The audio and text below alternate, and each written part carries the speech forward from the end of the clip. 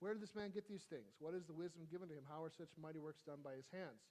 Is not this the carpenter, the son of Mary, and brother of James and Joseph and Judas and Simon? It's interesting that he doesn't mention Joseph. I think in the Gospel of Luke they mention Joseph. They don't here. I think the take on that is pretty much that Joseph's probably dead at this point in history. Like when the Gospel of Mark is written, Joseph is most likely dead. So they're referring, and probably this time, not when the Gospel of Mark was written as well, but also when the events happened. Most likely Joseph is already dead. So they don't mention him, they just mention Mary, who is still alive, right?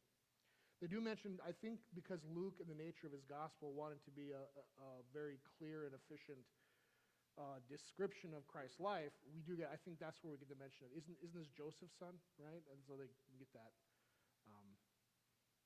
little tag in there that we don't get here. Okay, so why do you think they're so amazed by his authority to preach?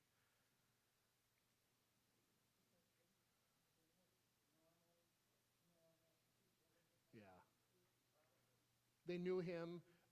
In the Gospel of Luke, we get the account of Jesus teaching in the temple. But for the most part, all the other Gospels kind of follow the trend of Mark, where we don't see Jesus really start publicly preaching until he's baptized. Right? So maybe Jesus was kind of a regular guy, just doing regular stuff. So they're really surprised by what's happening here. Yeah, it does say in the end of that story where Jesus is left at the temple and then his parents get him.